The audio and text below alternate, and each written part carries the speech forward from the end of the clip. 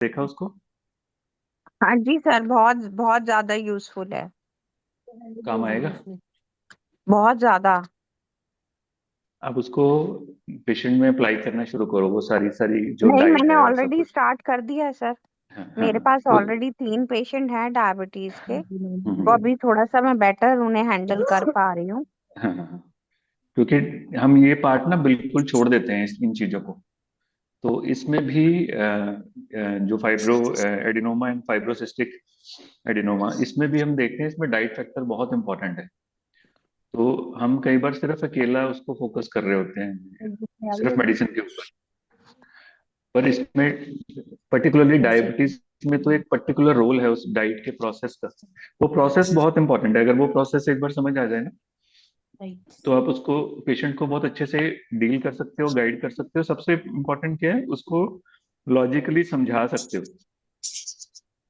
Sir, जो आपने एक एक्चुअली डाइट पार्ट बताया है, मेरी अंडरस्टैंडिंग के हिसाब से it will not only help in the case of diabetes, it will help in the case of PCOD and hmm thyroid and hmm obesity.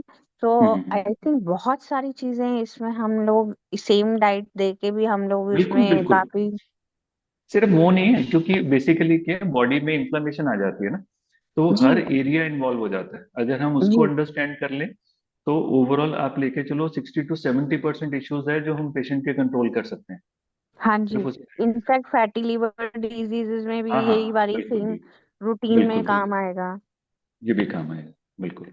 तो आज इसमें हम समझने की कोशिश करते हैं कि how these things are important in this, right. अभी हमने उसकी पैथोलॉजी पढ़ ली, हमने उसकी पैथोजेनेसिस पढ़ ली। रिकॉर्ड हो रहा है? यस, रिकॉर्ड हो रहा है। हमने इसको ओवरऑल अंडरस्टैंड कर लिया।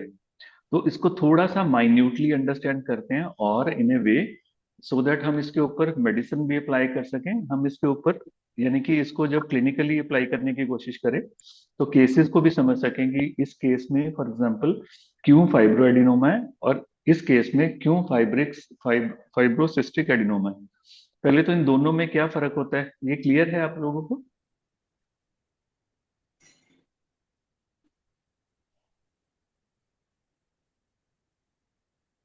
नहीं सर।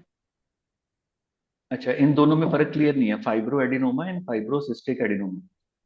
देखो, फाइब्रो एडिनोमा मतलब जो ग्लैंड और उसकी जो फाइब्रस ग्रोथ होती है, दोनों में फाइब्रस ग्रोथ है। पर दोनों की फाइब्रस ग्रोथ का जो टारगेट ऑर्गन है वो अलग है। टारगेट सेल अलग है, नॉट एन ऑर्गन। ऑर्गन तो वही ब्रेस्ट है, पर जो टारगेट सेल है वो अलग है। अब जैसे मैम ने पढ़ाया था कि जैसे ही उसमें हम आते हैं, फॉर एग्जाम्पल इसके एनाटॉमी में, तो जो लब्यूल्स होते हैं उनको सपोर्ट करने के लिए इसमें कनेक्टिव टिश्यू होता है, राइट। और वो कनेक्टिव टिश्यू जो होता है उसको हम स्ट्रोमा बोलते हैं। तो फाइब्रो एडिनोमा में पर्टिकुलरली एक एरिया इन्वॉल्व होता है जिसमें वो स्ट्रोमा और लब्यूल वो इफेक्टेड हो जाएंगे। उनकी प्रोलिफरेशन हो जाएगी, उनकी ग्रोथ हो जाएगी, राइट। जब उनकी ग्रोथ हो जाएगी, वहां पर एक हार्ड सा नड्यूल बन जाएगा जो सिंगल एरिया इन्वॉल्वमेंट के कारण होएगा, पूरा होल ब्रेस्ट इन्वॉल्व नहीं होएगा। तो जब भी सिंगल एरिया इन्वॉल्व है, और इससे क्या होएगा, क्योंकि इसमें कनेक्टिव टिश्यू की जो ग्रोथ है वो ही है, तो खुद सोच के देखो कि इसमें पेन ज्यादा होएगी कि नहीं होएगी, कि इसमें कोई इन्फ्लामेटरी प्रोसेस नहीं है, सो पेन नहीं होएगी इसमें। इसीलिए फाइब्रो एडिनोमा में पेन नहीं होती है। उसके बाद जो फाइब्रो एडिनोमा का मेन सिस्टम होएगा, क्योंकि ये सिंगल हार्मोन से रिलेटेड है, अदर हार्मोन इसके ऊपर इफेक्ट नहीं कर रहे हैं, तो इसके लिए इसमें जो हार्मोन की साइक्लिक वेरिएशन होती है वो भी इफेक्ट नहीं करती। तो ये दो चीजें हैं जो इसको आइसोलेट करती हैं, डिफरेंशिएट करती हैं from the fibrocystic adenoma. So fibro adenoma में आपको आइसोलेटेड फिनोमेना मिलेगा, इट कैन बी मेनी। पर एक ये नहीं है कि मिल्क डक्ट्स इन्वॉल्व हो रही हैं, ये कभी भी नहीं होती हैं उसमें। तो उसमें जो मेनली इन्वॉल्व होएगा वो स्ट्रोमा इन्वॉल्व होएगा, राइट। स्ट्रोमा की ग्रोथ होएगी, कनेक्टिव टिश्यू की ग्रोथ होएगी, और इसीलिए हमें वो फील करने में हार्ड लगता है। पर क्योंकि वो एक ही हार्मोन से है, तो इसलिए उसमें जो फ्लक्चुएशन है वो हमें समझ, वो उसमें नहीं दिखेगी। On the contrary, fibrocystic adenoma basically जो है, उस पर दो हार्मोन्स का इफेक्ट रहता है, ईस्ट्रोजन का और प्रोजेस्टेरोन का, दोनों का। जब भी दोनों के कारण चेंजेस आती हैं, तो उसमें जो इन्वॉल्वमेंट्स है वो बेसिकली क्या है, लेब्यूल्स की और डक्ट्स की। जो डक्टल सिस्टम है वो उसमें इन्वॉल्व होता है, उसमें फाइब्रोसिस आता है। जब उसमें फाइब्रोसिस आता है, देन वहां पर फ्लूइड की कलेक्शन होती है, और इन्फेक्टिव कंडीशन आ जाती है उसमें, तो इसलिए उसमें पेन भी होएगी। क्योंकि वो दोनों हार्मोन से इफेक्ट होता है, इसलिए उसमें साइक्लिक चेंजेस भी होंगी। तो नॉर्मली पीरियड से पहले जब भी पेशेंट आपको कहता है कि मुझे पीरियड से पहले हैवीनेस, पेन, स्वेलिंग, इनगॉर्जमेंट होती है, और मुझे नड्यूल फील होता है, नड्यूल है मेरे में, कभी कम होता है कभी ज्यादा होता है, और पेनफुल है, जब भी ये सिस्टम, ये कंडीशन है, तो वो फाइब्रोसिस्टिक एडिनोमा है। और उसका डिफरेंशिएशन क्या होगा, जब आप पैल्पेट करोगे उसको, जो फाइब्रो एडिनोमा है आप उसको आइसोलेटली पैल्पेट कर सकते हो, वो आपको सिंगल फील होएगा। पर इसमें क्या रहेगा, फाइब्रोसिस्टिक एडिनोमा में, क्योंकि डक्ट्स इन्वॉल्व हुई हैं, और डक्ट्स तो सारी ट्रेवल करती हैं, सारी की सारी। तो सारी जब डक्ट्स इन्वॉल्व होंगी, तो आप जब उसको, ब्रेस्ट को एग्जामिन करोगे, तो आपको ऐसे लगेगा होल ब्रेस्ट इन्वॉल्व है। तो फाइब्रोसिस्टिक तो एडिनोमा में आपको पैल्पेट करने पर होल ब्रेस्ट ब्रेस्ट की इन्वॉल्वमेंट होगी।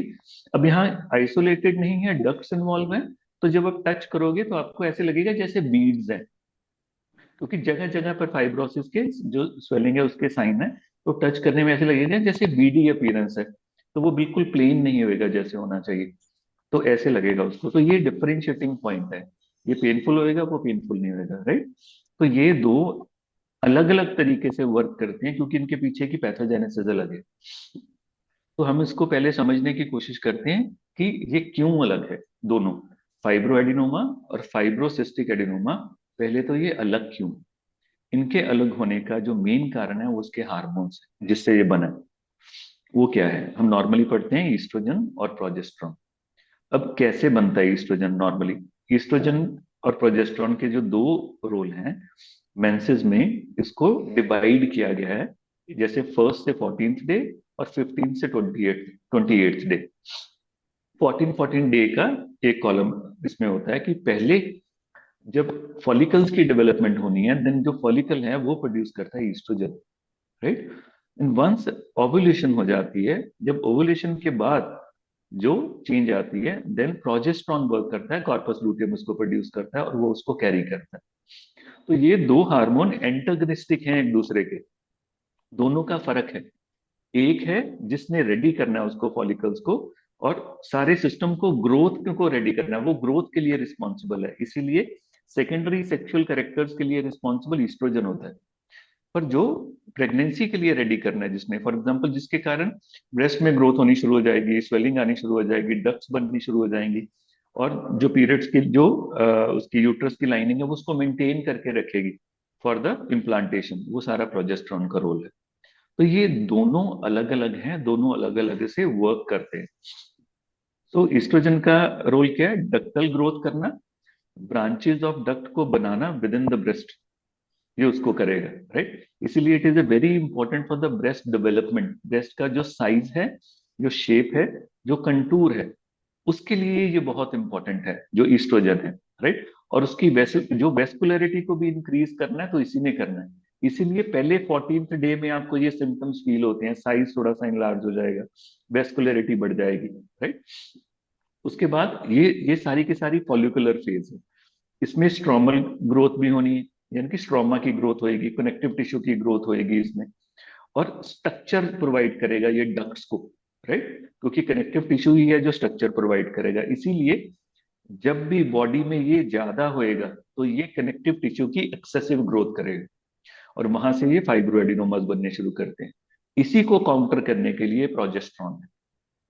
सो प्रोजेस्ट्रॉन बेसिकली ईस्ट्रोजन के एक कंट्रोल करके रखता है, सो दैट वो एक्सेसिवली डेवलपमेंट और एक्सेसिव प्रोलिफरेशन प्रोलिफरेशन ना कर सके। तो वहां पर जो रोल आता है वो इसका आता है, राइट।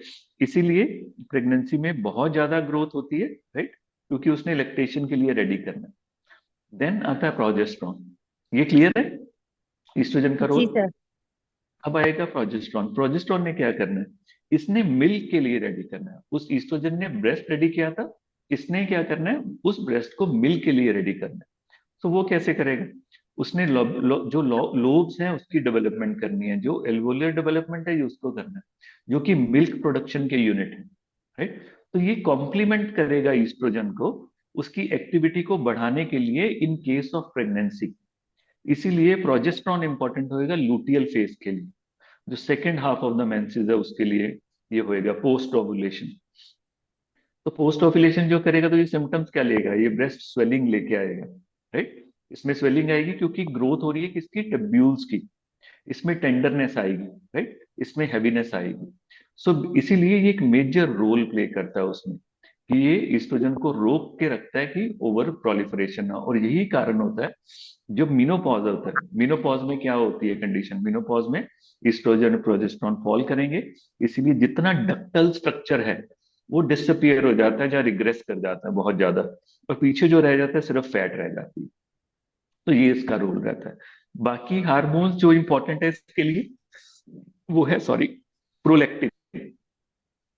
अब प्रोलैक्टिन का क्या, देखो क्या रोल है, वो पर्टिकुलरली वहां पर आएगा जब स्पेसिफिकली प्रेगनेंसी के बाद मिल्क प्रोडक्शन की जरूरत है, राइट। तो ये स्टिमुलेट करेगा डक्ट्स को और लब्यूल को बढ़ाने के लिए। पर कुछ पैथोलॉजिकल कंडीशन भी हैं जिस कंडीशन में ये बढ़ जाएंगी, जो प्रोलैक्टिन बढ़ जाएगा। For example stress. स्ट्रेस में कैसे, सिर्फ स्ट्रेस नहीं है, स्ट्रेस में जब एंटी साइकोटिक मेडिसिन देते हैं उससे प्रोलैक्टिन बढ़ जाता है। थायराइड इम्बैलेंस से प्रोलैक्टिन बढ़ जाएगा, पिट्यूटरी ट्यूमर से प्रोलैक्टिन बढ़ जाएगा। तो जब प्रोलैक्टिन बढ़ेगा, बेसिकली ये क्या करेगा प्रोलैक्टिन, क्योंकि ये डक्ट्स को ही इन्हांस करता है, तो ये फाइब्रो एडिनोमा कॉज नहीं करेगा, ये फाइब्रोसिस्टिक एडिनोमा कॉज करेगा, राइट। तो ये जो डिफरेंशिएशन है ये बहुत इंपॉर्टेंट है, कि ये क्योंकि ये डक्ट्स पे काम करेगी प्रोलैक्टिन, जो प्रोलैक्टिन, इसीलिए ये फाइब्रो एडिनोमा कॉज नहीं करेगी, फाइब्रोसिस्टिक एडिनोमा कॉज करेगी। तो जब अल्ट्रासाउंड होएगा तो उसमें फ्लूइड्स भी आएगा, स्वेलिंग भी होंगी, और मेनली डक्ट्स इन्वॉल्व होंगी। तो निपल के बिल्कुल बैक साइड पे जो एरिया है उसकी इन्वॉल्वमेंट नजर आएगी इसमें, क्योंकि वहां पर सारी की सारी डक्ट्स हैं जो फ्लो कर रही हैं। तो वहां वो एरिया बहुत ज्यादा इसमें इन्वॉल्व होएगा। अदर हार्मोन जो इसमें इंपॉर्टेंट है that is cortisol, right. Cortisol क्यों क्यों इंपॉर्टेंट है, जब कॉर्टिसोल हाई होता है, उसका काम क्या है कॉर्टिसोल का, हमने जब जब इंसुलिन में डिस्कस किया था, when ever cortisol is high वो प्रोजेस्ट्रॉन को कम कर देगा और ईस्ट्रोजन को बढ़ा देगा, राइट। इसीलिए वो इंसुलिन को भी काउंटर करता है। तो यहाँ पर ये दोनों कंडीशंस हमारे लिए अच्छी नहीं है, कि इसने क्या किया, ईस्ट्रोजन को बढ़ा दिया और प्रोजेस्ट्रॉन को कम कर दिया, तो ये हमें लेके जाएगा उस तरफ। सो कॉर्टिसोल लेवल ऐसे इफेक्ट करेगा। सो इन केस ऑफ स्ट्रेस ये भी डैमेज आएगा, और स्ट्रेस के लिए जब हम मेडिसिन लेने चले जाएंगे तो एंटीसाइकोटिक जितनी मेडिसिन है वो इनको एग्रेवेट करेगी। उसके बाद जो इसको सबसे ज्यादा इफेक्ट करेगी वो है इंसुलिन रेजिस्टेंस, जो हम ऑलरेडी इन डिटेल कर चुके हैं, मुझे नहीं लगता उसको रेफर करने की भी जरूरत है, क्योंकि जितनी ज्यादा इंसुलिन रेजिस्टेंस होएगी उतनी ही ज्यादा इंसुलिन भी होएगी, राइट। और जितनी ज्यादा इंसुलिन होएगी तो वो क्या करेगी, वो ओवुलेशन को नहीं होने देगी। जब ओवुलेशन नहीं हो पाएगी प्रॉपरली तो प्रोजेस्टेरॉन का लेवल कम हो जाएगा, तो जो बैलेंसिंग एक्ट है वो खत्म हो जाएगा, और कनेक्टिव टिश्यू की प्रोलिफरेशन बढ़ जाएगी। दूसरा दूसरा पार्ट क्या है, कि इंसुलिन ग्रोथ फैक्टर वो भी प्रमोट करता है ग्रोथ और डेवलपमेंट को। जब इंसुलिन रेजिस्टेंस होएगी तो इंसुलिन भी ज्यादा होएगी और साथ में ये भी ज्यादा होएगा। सो अब देखो ये क्या कॉज करेगा, क्योंकि इसने स्पेसिफिकली क्या करना है, जब ये अवेलेबल नहीं है तो क्या करना है इसमें, तो इस कंडीशन में जो कनेक्टिव टिश्यू है उसकी ग्रोथ ज्यादा होएगी इसमें। तो ये क्या करेगा कॉज, जो इंसुलिन रेजिस्टेंस है वो फाइब्रो एडिनोमा कॉज करेगी। जैसे कॉर्टिसोल की है जो हमने की अभी प्रोलैक्टिन, वो फाइब्रोसिस्टिक एडिनोमा कॉज करेगी, ये फाइब्रो एडिनोमा कॉज करेगी। Other thing is hypothyroidism. अब हाइपोथायराइडिज्म में भी क्या होता है, it increase the prolactin, prolactin level बढ़ा देगा। जब प्रोलैक्टिन बढ़ेगा तो फिर ये क्या कॉज करेगी, फाइब्रोसिस्टिक एडिनोमा कॉज करेगी, राइट। तो ये सिर्फ कॉन्सेप्ट को समझने की जरूरत है। अदर इंपॉर्टेंट इज जो आजकल बहुत इंपॉर्टेंट है और आपको पेशेंट को इसके लिए गाइड करना चाहिए, दैट इज मेलेटोनिन। हमने डिस्कस किया था अगर आपको याद हो डायबिटीज में, कि जब यस हमें सर। फॉर एग्जाम्पल रात को हम सोने लगते हैं तो दो फैक्टर्स बहुत इंक्रीज हो जाते हैं, जिसमें दो फैक्टर कौन से हैं, फर्स्ट, एक तो मेलाटोनिन हो जाता है, हाँ, और और एक एक 3 to 5 में ग्रोथ हार्मोन। Growth hormone. नहीं, 3 to 5 में ग्रोथ हार्मोन नहीं है, अर्ली है नहीं, ग्रोथ थ्री टू हार्मोन। हाँ, हाँ, 3 से पहले पहले। तीन तो से पहले पहले। हाँ, पहले पहले तो ग्रोथ हार्मोन और मेलेटोनिन ये बढ़ जाता है। और मेलेटोनिन का रोल क्या है, वो हमें सुलाने के लिए, राइट। क्योंकि हम्म वो डेवलप होएगा तो हम सोएंगे। और इसीलिए जब फॉर एग्जाम्पल हम एक कॉन्टिनेंट से दूसरे कॉन्टिनेंट जाते हैं जिसमें टाइम जोन का फर्क होता है, तो वहां पर जब नींद नहीं आती है तो मेलेटोनिन की टैबलेट्स दी जाती हैं इंड्यूस करने के लिए, आपके स्लीप के साइकिल को चेंज करने के लिए। अब यहाँ पर एक बहुत बड़ी बात है जो नॉर्मली हम मिस करते हैं, हमें पेशेंट को पूछनी चाहिए, उसको समझानी चाहिए बेसिकली। क्योंकि ये स्लीप हार्मोन है, इसका जो इफेक्ट है वो इफेक्ट क्या है, एंटी ईस्ट्रोजेनिक इफेक्ट बेसिकली। जब हमें स्लीप आती है, राइट, सो जब हम स्लीप नींद लेते हैं तो इसका जो मेलेटोनिन की प्रेजेंस ही ईस्ट्रोजन को कम करती है। पर अगर मेलेटोनिन कम हो जाए तो ईस्ट्रोजन का लेवल बढ़ जाए, तो इसमें फाइब्रोसिस्टिक चेंजेस साथ में आ जाएंगे। तो ये क्यों बढ़ जाएगा, सोच के देखो, कब मेलेटोनिन का क्यों फर्क पड़ता है मेलेटोनिन का? सब मेलाटोनिन अगर कम हो जाएगा तो कॉर्टिसोल लेवल बढ़ेगा। नहीं, कॉर्टिसोल लेवल का रोल आएगा 3 बजे के बाद। जी। कॉर्टिसोल इसके साथ रिलेटेड नहीं है। कॉर्टिसोल तो हमें उठाने के लिए, जी। राइट, कॉर्टिसोल हमें स्लीपिंग से उठाने के लिए है, कॉर्टिसोल का रोल जब आएगा। एग्रीड। हाँ, अभी हम्म। कॉर्टिसोल पैदा ही नहीं हुआ है, वो आएगा ही 3 बजे, 3 साढ़े 3 बजे। पर हमें सुलाने के लिए मेलेटोनिन ने, ब्रेन ने हमें सिक्रीट करना था, पीनियल ग्लैंड है जो हमें ये स्टिमुलस देता है कि हाँ भाई सोने का टाइम, आप सो जाओ। अब यहाँ पर क्या प्रॉब्लम है, आपको आसमान नीला दिखता है, क्यों?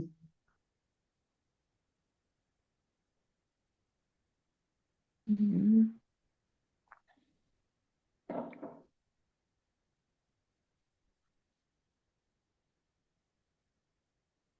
से नीला दिखता है क्यों? हमें मोस्टली आसमान नीला ही दिखता है ना, सबको ब्लू जी। दिखता है, ठीक है जी। ना? Yes sir. और कभी भी देखना, ब्लू लाइट आपको स्टिमुलेट करती है, अट्रैक्ट करती है बेसिकली। जो ब्लू लाइट है बेसिकली क्या है, ब्लू लाइट सबसे शॉर्टेस्ट वेवलेंथ है, और यस। इसीलिए वो अबंडेंट पार्ट है जो हमारी जो बेसिक सनलाइट है उसका।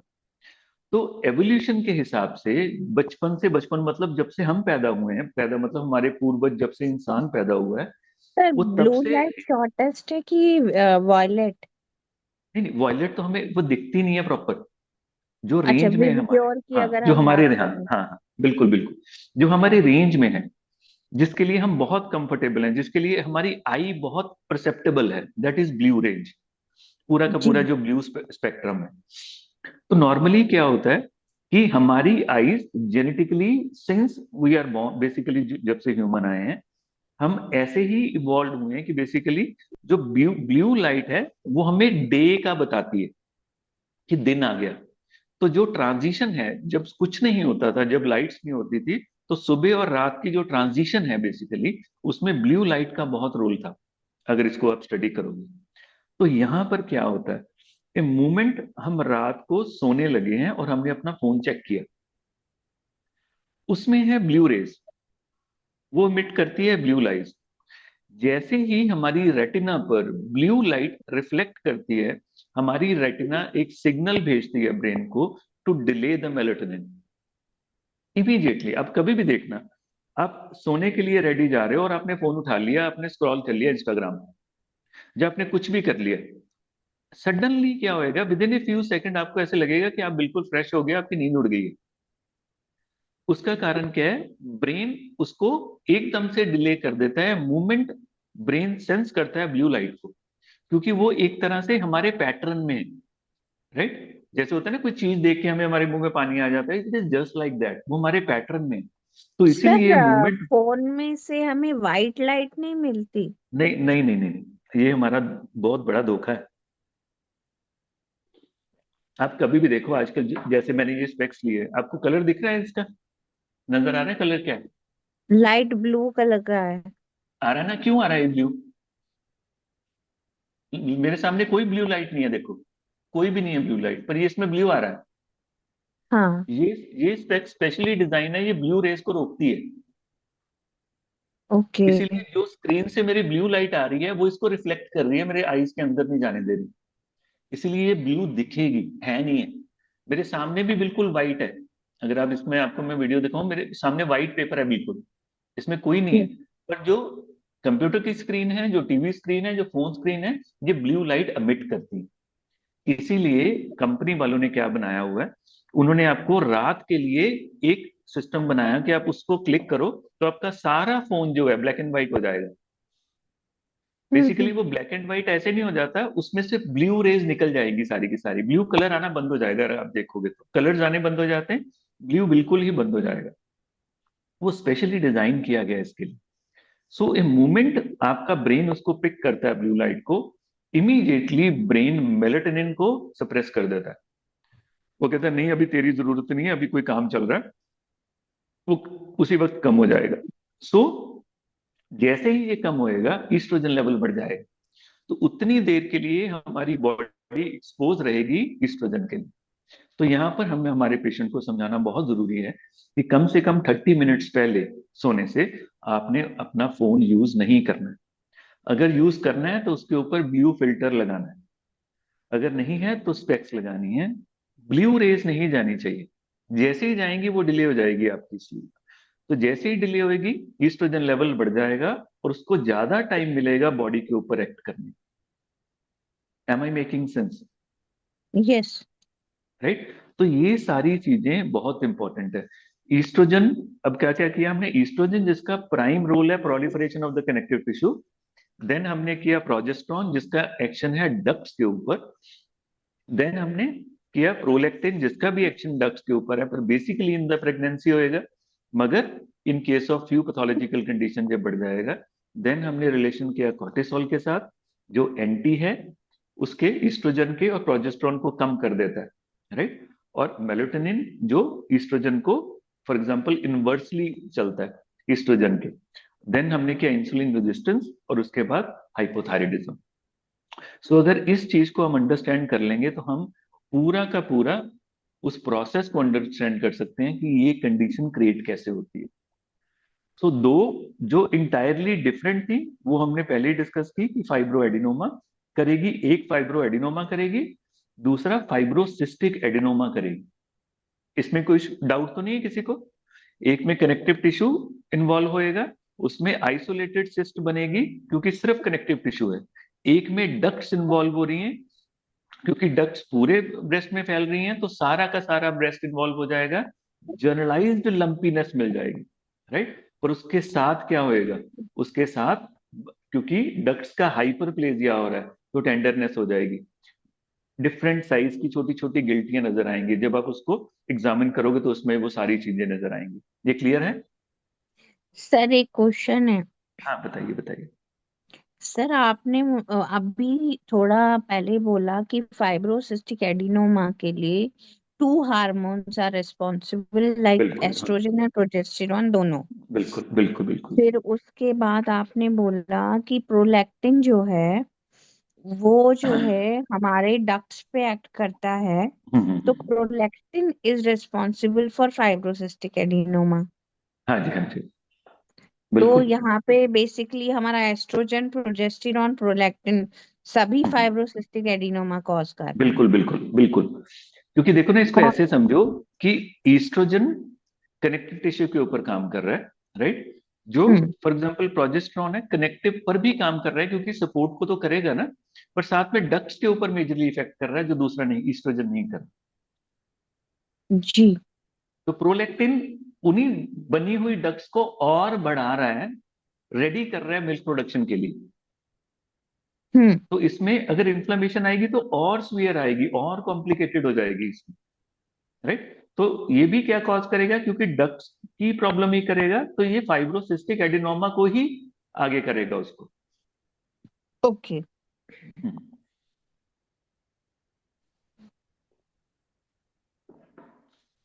की हो रहा है।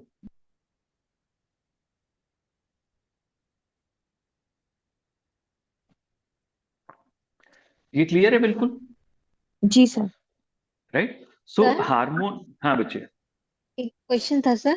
सर हाँ कई बेटा बताओ। फीमेल्स के ना ऐसे जैसे आपने बताया कि गिल्टियां बनी होती हैं पूरी ब्रेस्ट में, तो सर ऐसे हम्म बंचेस से बने होते हैं, टीनेजर्स में भी बने होते हैं, बहुत ही पेनफुल हम्म होते हैं, हम्म, तो वो भी हम्म। हम उसको फाइब्रोसिस्टिक ब्रेस्ट बोलेंगे? वो फाइब्रोसिस्टिक, जब भी पेन है तो फाइब्रोसिस्टिक है। देखो फाइब्रो एडिनोमा की अगर आप डेफिनेशन पढ़ोगे उसमें सबसे पहले क्या लिखा होता है? बिनाइन।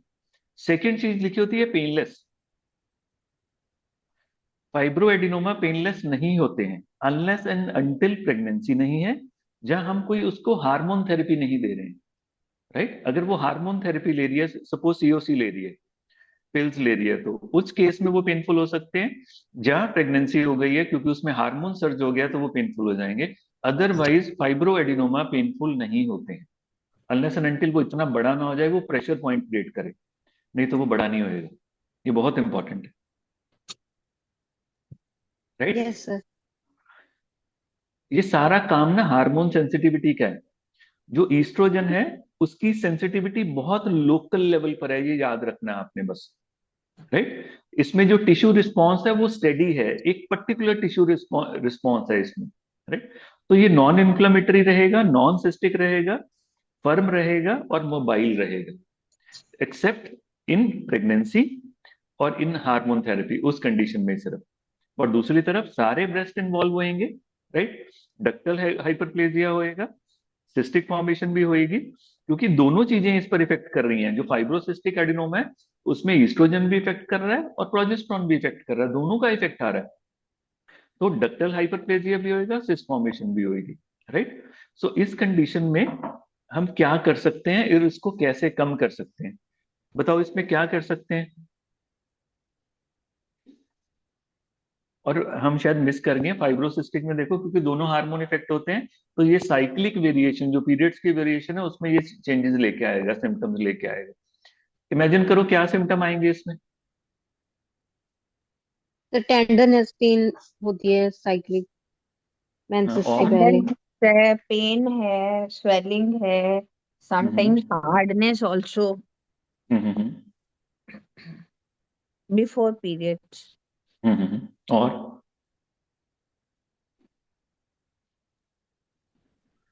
अभी फिर दोबारा से उसके Sanguine. ऊपर आ जाओ। फर्स्ट जो सेट है 14 दिनों का, देखो उसमें ईस्ट्रोजन प्रोडोमिनेंस है, तो उसमें क्या आएगा? उसमें साइज इनलार्जमेंट। राइट? हमें ऐसे लगेगा जैसे थोड़ी सी फुलनेस लगेगी, हैवीनेस लगेगी, थोड़ी सी टेंडरनेस हो जाएगी क्योंकि साइज एनलार्ज हो रहा है। पर सेकेंड हाफ में देखो क्या आएगा? उसमें डक्ट्स इन्वॉल्व हो जाएंगी उसमें। राइट? उसमें देखो डिस्चार्ज आ सकता है, उसमें बहुत ज्यादा टेंडरनेस ऐसी आ सकती है जैसे फ्लूइड भर गया हुआ, हाथ लगा के पेनफुल हो जाएगा, जार से भी एग्रावेट होएगा, थोड़ा सा टच है उससे भी एग्रावेट होएगा, थोड़ा सा जर्क लग रहा है उससे भी एग्रावेट होएगा। तो ऐसे सिम्टम्स ये फ्लक्चुएट करें। क्लियर है? जी। इसको हम डिफरेंशिएट कर सकते हैं दूसरी चीज से जिसको बोलते हैं लैक्टेशनल मेस्टाइटिस। ये बहुत इंपॉर्टेंट है।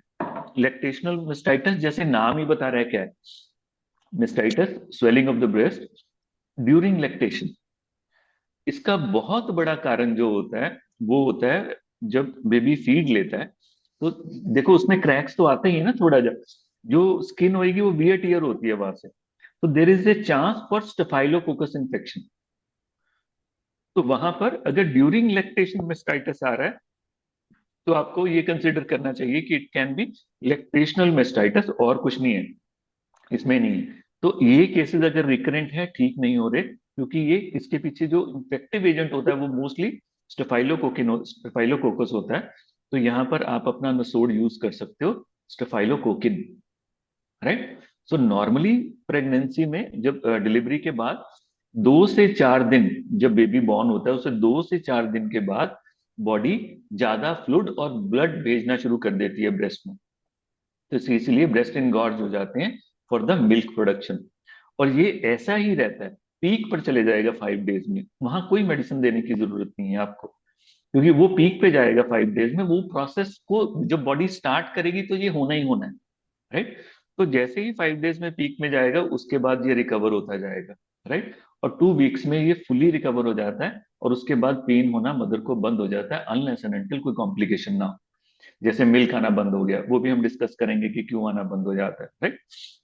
तो हमें कभी भी कंफ्यूज नहीं करना है एंगॉर्जमेंट को मिस्टाइटिस के साथ। तो ये नहीं है पेशेंट को फॉर एग्जांपल वो कहे मुझे पेन हो रही है, हम सीधा बोले नहीं आपको तो इन्फेक्शन हो गई है, क्योंकि ये सही नहीं होएगा, क्योंकि जो डॉक्टर बताएगा उसको नहीं ये सिंपल एंगॉर्जमेंट है, वो हमारे लिए अच्छा नहीं है, वो सही हम उसको नहीं करेंगे। राइट? तो यहाँ पर इस यहां तक क्लियर है बिल्कुल? जी। ठीक है। अब हम इसके पैथोलॉजी से आगे एक स्टेप आगे जाते हैं, क्योंकि मैम ने हमें सारी की सारी ओवरऑल पैथोजेनेसिस बता दी, क्या इफेक्ट होता है वो बता दिया, उसकी जो बेसिक बेसिक मेडिसिन होती है वो बता दी। मैडम ने एक पैथोलॉजिस्ट की आंख से आपको बताया कि fibro adenoma and fibrocystic adenoma कैसे होएगा, उसके लिए हम कौन कौन सी मेडिसिन कैसे कैसे दे सकते हैं। अगर हार्डनेस है तो ये मेडिसिन है, अगर ये है तो ये मेडिसिन। मगर आपके पास भी केसेस आते होंगे कि फॉर एग्जाम्पल कि पेशेंट को आपने मेडिसिन दी पर वो रिकवर नहीं कर रहा, राइट, वो ठीक नहीं हो रहा उस कंडीशन में। जैसे मैं आपको एग्जांपल देता हूँ, मेरे पास एक पेशेंट आई, वो किसी होम्योपैथ ने रेफर किया था उनको। वो अप्रोक्सीमेटली 8-9 मंथ से उसको ट्रीट कर रहे थे विद नो रिकवरी। तो उन्होंने जो मुझे लिस्ट दी, तो ऑलमोस्ट जो सारी मेडिसिन होती हैं वो दे चुके हैं, उसमें कि जितनी भी मेडिसिन बेसिक मेडिसिन सारी दे चुके हैं, पर पेशेंट रिकवर नहीं हो रहा। तो उस केस को मैं देखता हूँ, मेरे पास अगर केस पड़ा तो।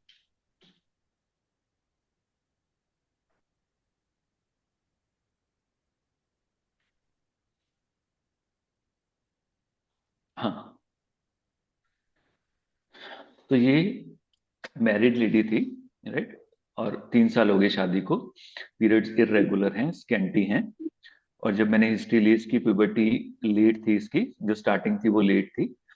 जो इसको ब्लड आ रहा था वो डार्क कलर का ब्लड आ रहा था, plus plus plus, clotted plus plus plus plus. जब भी आप हिस्ट्री लो उसके साथ उसके सिम्टम की इंटेंसिटी जरूर मार्क करो, जरूर, क्योंकि आपको थोड़ी देर में भूल जाएगा। समटाइम प्रिस्क्रिप्शन इंटेंसिटी के ऊपर होती है। तो जब भी आपको सिम्टम लो, फॉर एग्जाम्पल कितना डार्क, अब अगर वो बोल रहा है बहुत डार्क तो प्लस प्लस प्लस, कितने क्लॉट्स, बहुत ज्यादा क्लॉट्स, प्लस प्लस प्लस। ठीक है, कभी कभी आते हैं सिर्फ प्लस, राइट, हाँ आते हैं, कभी नहीं भी आते हैं, पर आते हैं, क्लॉट्स निकलते हैं प्लस प्लस। क्लॉट्स हमेशा आते हैं, बहुत ज्यादा आते हैं, प्लस प्लस प्लस। अगर उससे भी ज्यादा तो उसको उसके भी ज्यादा मैं प्लस लगाता हूँ, राइट। ये सारे सिम्टम थे उसके। हैवीनेस रहती है, फुलनेस रहती है बहुत ज्यादा, ब्रेस्ट में बहुत हैवीनेस है। तो उसने बोला कि जब भी मुझे पीरियड्स ज्यादा आ जाएं तो वो हैवीनेस मुझे कम फील होती है, अगर पीरियड्स कम हो जाएं तो मुझे हैवीनेस बहुत ज्यादा लगती है, और ब्रेस्ट में से मिल्की डिस्चार्ज निकलता रहता है। अगर उसके लिए मैं मेडिसिन खाऊं, जैसे डॉक्टर ने मुझे हार्मोन्स और बाकी चीजें दी थी, तो मुझे जो पेन है, टेंडरनेस है, और जो स्वेलिंग है वो इतनी बढ़ जाती है, वो अनबियरेबल हो जाती है कि मैं कुछ भी नहीं वियर कर सकती। मुझे घुटन महसूस होती है, मुझे टाइट लगता है, तो मुझे लूज, जो लूज कपड़े हैं वो डालने होते हैं। तो वो कहती, जब मैंने उसको अल्ट्रासाउंड कराया तो उन्होंने मुझे बताया कि इसमें छोटी छोटी सिस्ट बनी हुई है, और यहाँ पर और साथ में आपको इन्फेक्शन है, उसके कारण पेन है। वो कहती बस कि जब मुझे पीरियड्स आ जाए, जब वो मिल्क निकलता रहे, जो डिस्चार्ज है बेसिकली, वो निकलता रहे, तो मुझे जो हैवीनेस है वो कम रहती है, और मैं कुछ भी वियर नहीं कर सकती, टाइट प्लस प्लस प्लस। और उसने मुझे मुझे घबराहट होती है, राइट, किसी काम में मेरा दिमाग नहीं लगता है, किसी काम में मेरा दिमाग नहीं लगता है, और मैं बहुत जल्दी घबरा जाती हूँ, मुझे कुछ समझ नहीं आता है करने में। और कैसे होता है जैसे बंद ही हो गया, और मैं कुछ डिसाइड करने में मुझे मुश्किल आती है, कुछ भी डिसीजन ले मैं नहीं ले पाता। जब मैंने उसको पूछा स्ट्रेसफुल टाइम क्या है, तो उसने मुझे क्या बताया कि लास्ट 1 ईयर से हमारा इशू चल रहा है, हमारी कोई मिसअंडरस्टैंडिंग है, बेसिकली मदर इन लॉ को कैंसर है, उनकी डेथ हो गई। तो जो हस्बैंड है वो सारा टाइम नीचे स्पेंड करते हैं, और मदर इन लॉ भी उनको नहीं कहती है वो मेरे पास, और मैं ऊपर अकेला फील करती हूँ। जब मैं नीचे जाती हूँ तो वो जो बात कर रहे होते हैं, वो बात करते करते बात करना बंद कर देते हैं। तो मुझे ऐसे लगता है कि वो नहीं चाहते कि फॉर एग्जाम्पल मैं डिस्कशन का पार्ट बनूं। जैसे फॉर एग्जाम्पल मुझे ऐसा लगता है कि जैसे वो मुझे अपनी फैमिली का पार्ट ही नहीं समझते। आज तक इतने 3 साल हो गए हैं, आज भी मैं उनके पार्ट में नहीं, फैमिली का पार्ट नहीं बन सकी हूँ, कि अगर मैं भी बीच में बैठूं तो वो बात कर लें, ऐसी क्या बात कर रहे हैं, कोई भी नहीं बात कर रहे। तो इसीलिए मैं नीचे जाना मैंने छोड़ दिया, अब मैं नीचे नहीं जाती। और तभी से ये सारी की सारी कंडीशन ये मेरी बढ़ती जा रही है, और मेरे को अकेलापन लगता है, और मुझे कुछ नहीं समझ आता मैं क्या करूं। और मैं इतनी डिस्टर्ब हो जाती हूँ, एक बेसिक से काम है किचन के कि कैसे बनाना है, क्या करना, उसमें भी मैं पजल हो जाती हूँ, राइट। और there is a history of abuse at the 13 year of age, sexual abuse की हिस्ट्री है। अब ये सिम्टम लेके देखो मेरे पास आई है वो लेडी, क्या दिखता है आपको इसमें? सप्रेशन। और इसको जब लास्ट हमने स्कैन, इसका लास्ट स्कैन लेके आई जब, तो इसको फाइब्रोएडेनोमा तो था ही, इसको साथ में हेमरेजिक सिस्ट भी थी लेफ्ट ओवरी में।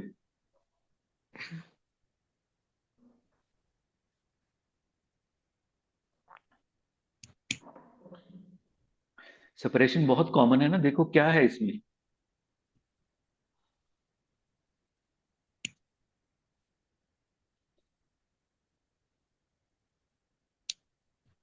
मेडिसिन कौन सी आ रही है?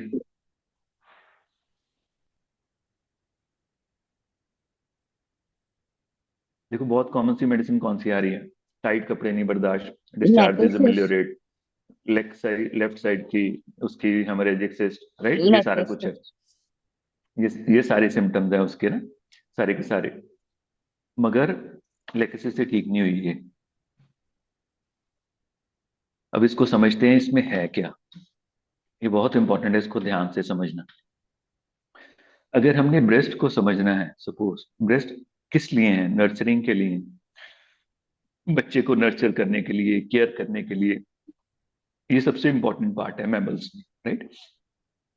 और इसी के लिए हम उसको मैमल्स बोलते हैं। और साथ में मैमल्स का मेन इशू भी केयर नर्चरिंग रहता है, राइट। इसमें क्लैरिटी है ना, कि जब भी मैमल रेमेडी भी हम प्रिस्क्राइब करते हैं, उसके पीछे का बेस केयर नर्चरिंग होता है। तो जब भी ब्रेस्ट के इश्यूज आएंगे, दो तरह के इश्यूज होते हैं इसमें, राइट। और इसमें इशू क्या है? फर्स्ट, केयर नर्चरिंग के इशू, जिसको हम बोलते हैं नेस्ट वरी कॉन्फ्लिक्ट। क्या बोलते हैं? Nest worry conflict. नेस्ट का मतलब घोंसला, घोंसला मतलब घर, घर के लोग, उनके रिगार्डिंग वरी, उनके रिगार्डिंग कोई स्ट्रेस। ये एक पार्ट है जो रिस्पॉन्सिबल है। दूसरा है सेपरेशन, अलग हो जाना। सो जो नेस्ट वरी कॉन्फ्लिक्ट है, उसमें कैसे आता है? जैसे कोई जिससे वो केयर, आप केयर करते हो, प्यार करते हो, वो किसी डेंजर में है सपोज। सो फॉर एग्जाम्पल, बच्चा बहुत बीमार हो गया, बच्चा स्ट्रगल कर रहा है स्कूल में क्योंकि उसे कोई बुली कर रहा है, राइट, या टीचर हरास कर रहा है, राइट। जहां आपका बच्चा किसी ड्रग्स में या किसी चीज में है और आप उसको बाहर नहीं निकाल पा रहे हो उस सिचुएशन में। जहां आप टीचर हो, और टीचर, एज ए टीचर आप स्टूडेंट के लिए एक माँ का दर्जा रखते हो, एज ए मदरहुड है आपकी, और आप बहुत ज्यादा उसकी केयर करते हो, बच्चे की तरह केयर करते हो। उस कंडीशन में भी आपका जो कनेक्ट है वो क्या है? मदर और चाइल्ड का कनेक्ट है, राइट। वहां पर हो आप टीचर, पर आप मदर एंड चाइल्ड की तरह बिहेव कर रहे हो।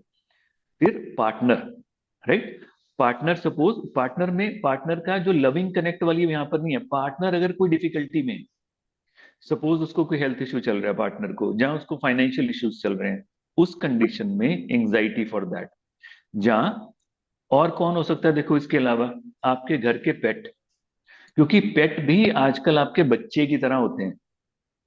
सो अगर पेट भी बीमार है, अगर पेट को कोई प्रॉब्लम है, अगर पेट फॉर एग्जांपल किसी क्राइसिस सिचुएशन में है, तब भी ये सिचुएशन क्रिएट होती है। तो इसमें जब भी ये सिचुएशन क्रिएट होती है, तो ब्रेन, बेसिकली ब्रेन जब उस स्ट्रेस कंडीशन में है, फिर दोबारा से चले जाओ अर्ली डेज में, बहुत अर्ली डेज में।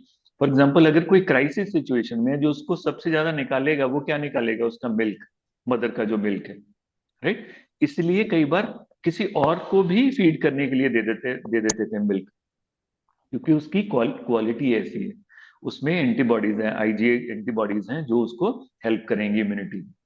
तो इस कंडीशन में बॉडी वैसे ही रिस्पॉन्ड करती है। सो जब भी वरी है, किसको लेके? Particularly with in the family, right. बच्चे को, पेरेंट को, फॉर एग्जाम्पल स्टूडेंट को, जहां इन केस पेट को, जब भी वरी आएगी, तो ब्रेस्ट उसको कैसे लेके चलते हैं कि I need to give more. तो वहां पर उस कंडीशन में ब्रेस्ट की ग्रोथ होनी शुरू हो जाती है। Are you getting it? Yes. Right. तो वहां पर ग्रोथ होनी शुरू हो जाएगी। ग्रोथ किसकी होगी? देखो कनेक्टिव टिश्यू की। तो इसीलिए इसमें क्या होएगा? ब्रेस्ट इनलार्जमेंट आने स्टार्ट हो जाएगी उस कंडीशन में। एक्टिव फेज जब स्ट्रेस चल रहा है तो ब्रेस्ट इनलार्जमेंट हो जाएगी। इसीलिए ये पुश करेगा फाइब्रो एडिनोमा की तरफ, ये वाला कॉन्फ्लिक्ट। और जब रिकवरी होएगी, क्या होएगी? रिकवरी फेज में वो जो प्रोलिफरेशन हुई है वो रिग्रेस करेगी। उस कंडीशन में there can be an inflammation और डिस्चार्ज। रिकवरी फेज में ये हो जाएगा। किसी दवा में पढ़ा आपने ऐसा? किसी मेडिसिन में पढ़ा है ऐसा?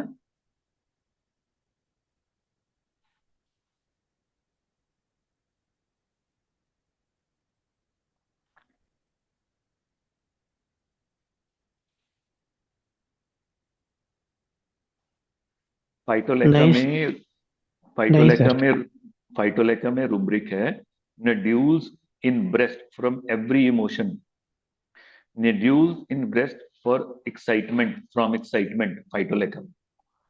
अगर लेग कैन में भी देखोगे, एंजाइटी फैमिली अबाउट और full of hard lump in the breast, right. अगर आप कार्बो एनिमेलिस और कल्केरिया सिलिकेटा देखोगे, एंजाइटी फैमिली अबाउट एंड साथ में फाइब्रोएडिनोमास। अगर आप रेमेडी देखोगे placenta, right, it is a very good remedy placenta. उसमें क्या है, anxious dream of painful lump in the right breast, anxious है ड्रीम, उसमें पेनफुल लंप आ गया, और जब आप उठते हो तो आपको सच में वो फील होता है। और साथ में क्या है, एंजाइटी किस चीज की, anxiety about family, about finance, जिसके बारे में अभी डिस्कस कर रहे हैं। सो जब भी किसी पेशेंट का मेन इशू मदरहुड के साथ आ रहा है, केयर के साथ आ रहा है, और साथ में ब्रेस्ट इन्वॉल्व हो रहा है, तो ये कनेक्ट को पिक करना बहुत जरूरी है। ये सिम्टम प्राइम हो जाएगा उस पेशेंट में, राइट। तो उस कंडीशन में जब दूसरे को केयर चाहिए, बच्चे को क्या चाहिए, हस्बैंड को चाहिए, पार्टनर को चाहिए, स्टूडेंट को चाहिए, पेट को चाहिए, तो बेसिकली जो ब्रेस्ट टिश्यू है वो एक्टिवेट हो जाएंगे, वो प्रोलिफरेशन में चले जाएंगे to produce more milk, right. ये उसका ये नेचुरल इंस्टिंक्ट है बॉडी की, राइट। अब आप कभी भी देखना, आप फॉर एग्जांपल, अगर आप में से कोई मदर है, तो बच्चा बहुत अंदर रो रहा होगा, मदर को मिल्क आना शुरू हो जाता है, बताने की भी जरूरत नहीं पड़ती, आवाज भी नहीं आएगी, इतना स्ट्रांग कनेक्ट है इंस्टिंक्ट का, जो मदर की इंस्टिंक्ट होती है इसके लिए। बच्चा हिलेगा तो माँ के दूध उतर आएगा और दूध आना शुरू हो जाएगा, मदर को पता लग जाएगा मेरा बच्चा उठ गया। तो इतना स्ट्रांग कनेक्ट है इस टिश्यू का। तो ये जो इशू है, इसको इसको ऐसे समझना बहुत जरूरी है, राइट। अदर पार्ट है जो, ये तो है एंजाइटी फॉर द अदर। दूसरे के लिए दूसरा पार्ट जो बहुत इंपॉर्टेंट इसमें है, दैट इज सेपरेशन कॉन्फ्लिक्ट। अब इसमें क्या है, इसमें है सेपरेशन, जो उसका फॉर एग्जाम्पल पार्ट था, जो उसका लव्ड वन था, वो अलग हो गया उससे, दूर चला गया उससे। जैसे कैसे हो सकता है, देखो सिंपल सिचुएशन हो सकती है कि मदर का जो बच्चा है वो चला गया हॉस्टल, उस कंडीशन में there will be a separation, separation हो जाएगी उसमें, ठीक है। जहां जैसे मेरा एक केस था, उसमें क्या था, नॉर्मली ये करते हैं, जो फॉर एग्जांपल जो फॉरेन में रहते हैं, कनाडा में, नॉर्मली जब बच्चा हो गया उनकी केयर नहीं कर सकते बच्चे की, इट इज टू कॉस्टली, आपको एक बंदे को घर रहना पड़ेगा, डे केयर बहुत महंगा है। तो वो क्या करते हैं, जब किसी पेरेंट को बुला लेते हैं, अगर पेरेंट नहीं आ सकता, फॉर एग्जाम्पल वो कहता है मैं इतनी देर नहीं रुक सकता, तो डिलीवरी कराने के बाद, थोड़ी दिनों के बाद, ब्रेस्ट फीड देने के बाद बच्चे को वापस ले जाते हैं, राइट। जहाँ इन केस अभी बेबी हुआ है और बच्चा क्राइसिस में है, तो बच्चे को इंक्यूबेटर में ले गए हैं, सेपरेशन। जहां फॉर एग्जाम्पल मदर को काम में वापस जाना पड़ रहा है बच्चे को छोड़ के, राइट। जहां पार्टनर के साथ ब्रेकअप हो गया है, डाइवोर्स हो गया है, कोई टॉकिंग टर्म्स नहीं रही हैं, राइट। जहां किसी की डेथ हो गई है, जहां बच्चे की या पेट की, राइट, किसी की डेथ हो गई है जिसके साथ बहुत ज्यादा स्ट्रॉन्ग अटैचमेंट थी। So when ever there is A separation, इस उसमें बॉडी कैसे ट्रिगर करती थी, by producing extra tissue for a milk. देखो इसमें बॉडी कैसे रिएक्ट करेगी, इसमें बॉडी ऐसे रिएक्ट करेगी कि अब जो मिल्क मुझे देना था, अब जो मुझे केयर देनी थी, अब वो पर्सन ही यहां पर नहीं है। तो बॉडी कैसे रिएक्ट करेगी, now there is no need for that milk, there is no need for that care. तो इस सिचुएशन में जब भी सेपरेशन कॉन्फ्लिक्ट आएगा, तो क्या होएगा, जो डक्ट्स हैं उसमें अल्सरेशन स्टार्ट हो जाएगी सबसे पहले।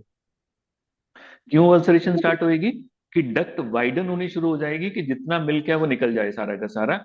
नाउ उसके बाद रिग्रेशन फेज आएगा उसमें, राइट। तो इस कंडीशन में जब भी सेपरेशन की कंडीशन होएगी, तो यहाँ पर फाइब्रोसिस्टिक एडिनोमा की पैथोलॉजी आनी शुरू हो जाएगी। इसकी भी एक्टिव फेज होएगी और रिकवरी फेज होएगी। एक्टिव फेज में क्या होएगा, मिल्क डक्ट की अल्सरेशन स्टार्ट हो जाएगी, और हीलिंग फेज में inflammation, swelling, mastitis, discharges and ductal carcinoma भी हो सकता है इस कंडीशन में। तो ये सारी सिचुएशंस के कारण वो आ जाएगा। देखो ये समझ आया कि नहीं आया।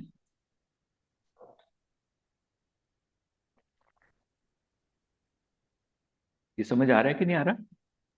यस सर, आ रहा यस सर, आ रहा था। अब जो वो बच्चा, सपोज एक और एग्जांपल जैसे हमने किया कि बच्चा आईसीयू में चला गया, मदर वांट टू फीड पर बच्चे को फीड नहीं दे पा रही है, उस कंडीशन में देखो क्या होएगा। उस कंडीशन में भी यही होएगा, जो उसकी डक्ट्स हैं वो ब्लॉक होनी शुरू हो जाएंगी, नैरो होनी शुरू हो जाएगी, क्योंकि बॉडी ने क्या रजिस्टर किया है, बॉडी ने रजिस्टर किया है separation, there is no need to feed. इसीलिए जब जब सेपरेशन आएगी अपने पेशेंट्स उठा के देखना आप, उसमें ये आपको सिम्टम्स मिलेंगे, रेडनेस, स्वेलिंग, डिस्चार्जेस, और जो मिल्क का डिस्चार्ज है वो आना कम हो गया, ये आपको मिलेंगे।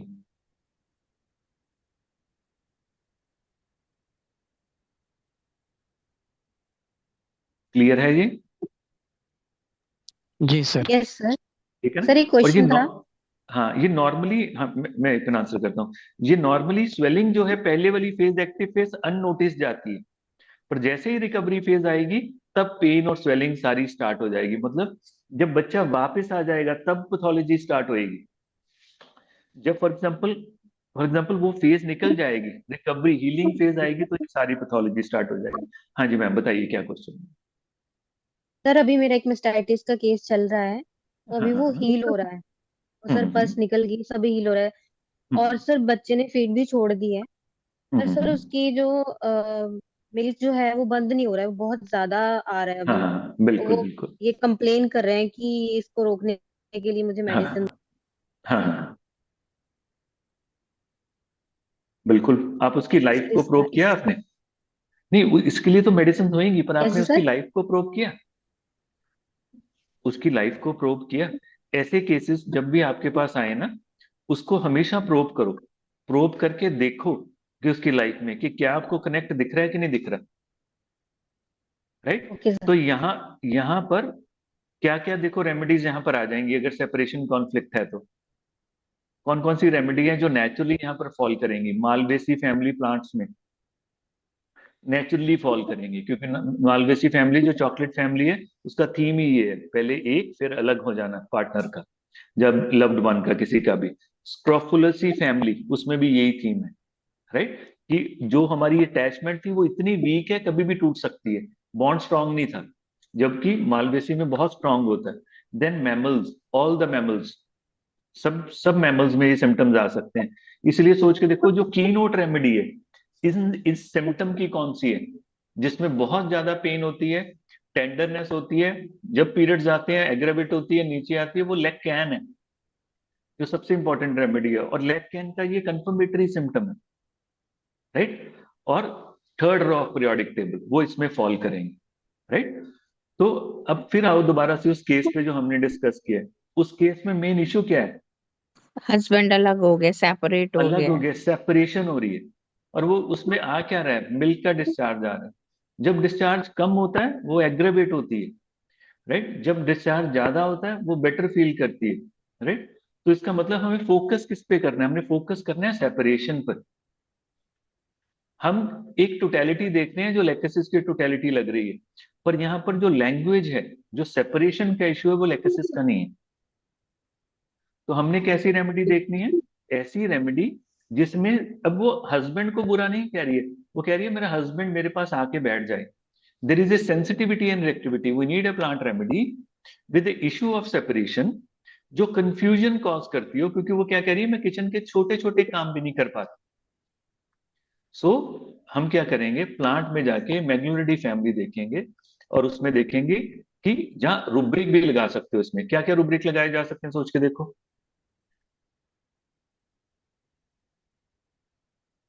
Element from separation of loved ones.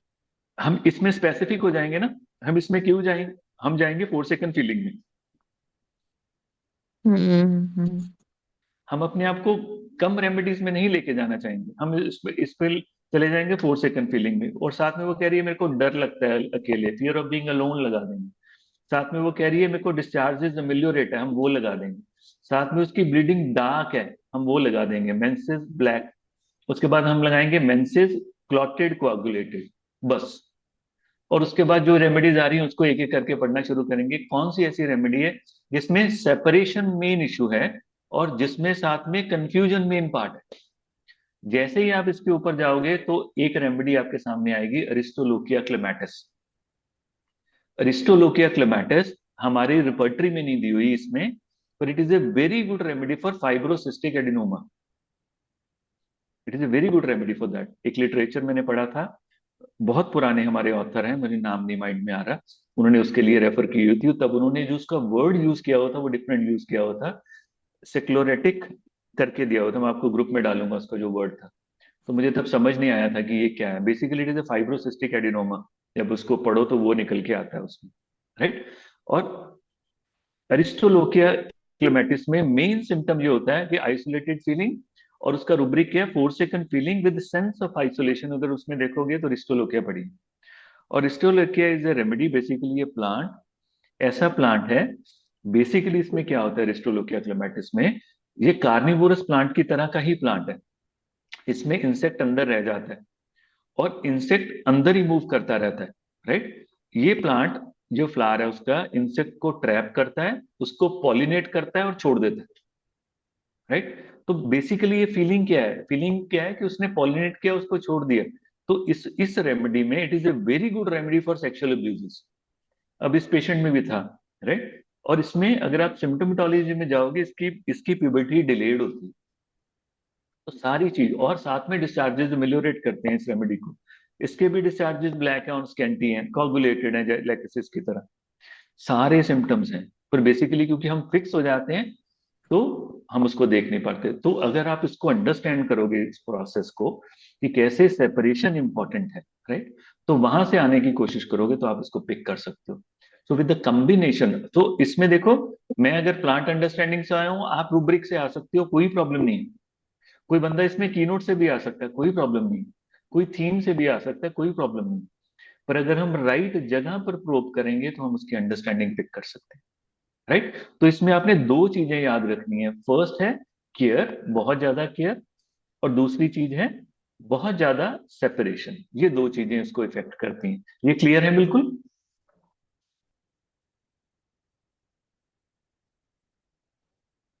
ये क्लियर है, यस सर।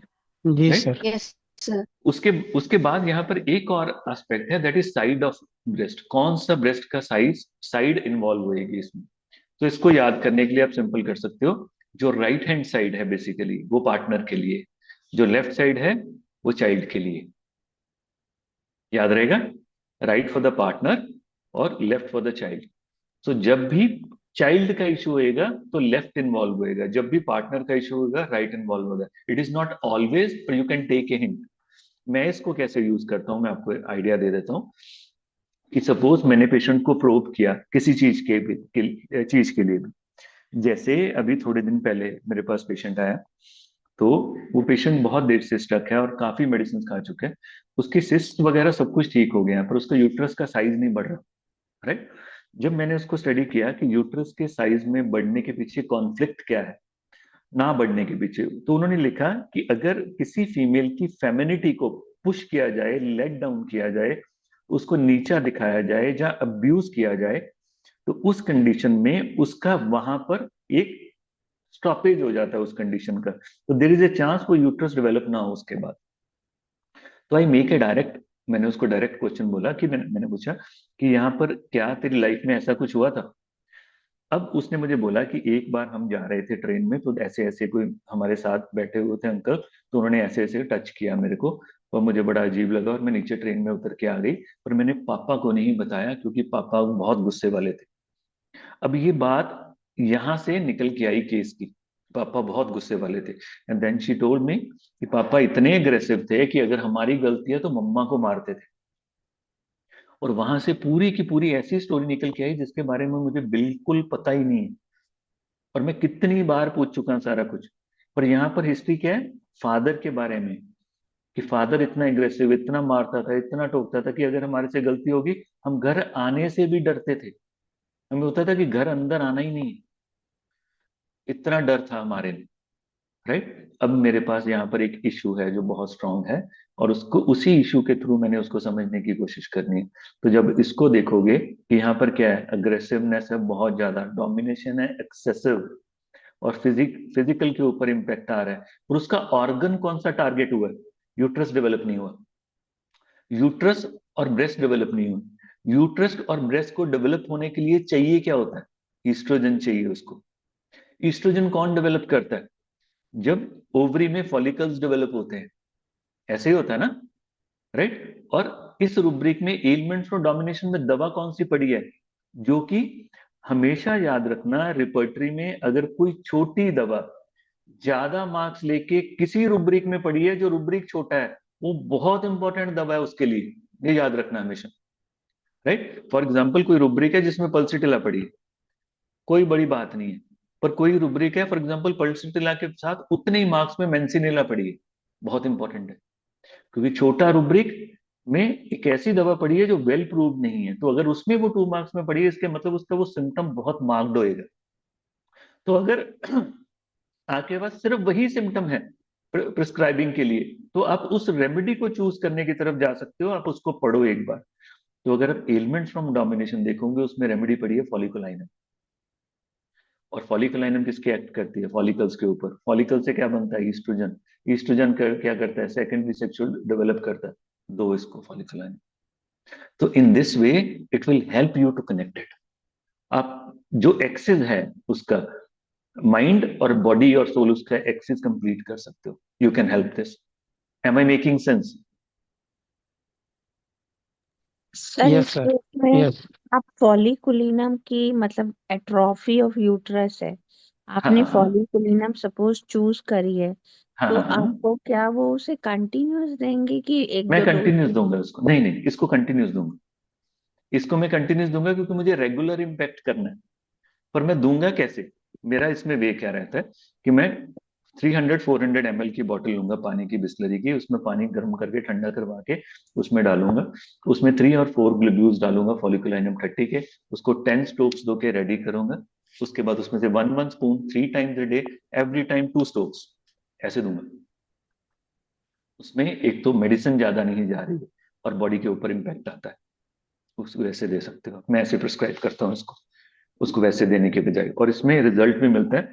और आप उसको 1 MB रिपीट कर सकते हो, 10 MB रिपीट कर सकते हो, क्योंकि आप उसको डोज कम दे रहे हो, ट्रिगर दे रहे हो उसको। आप कभी भी यूज करके देखना है इसको ऐसे।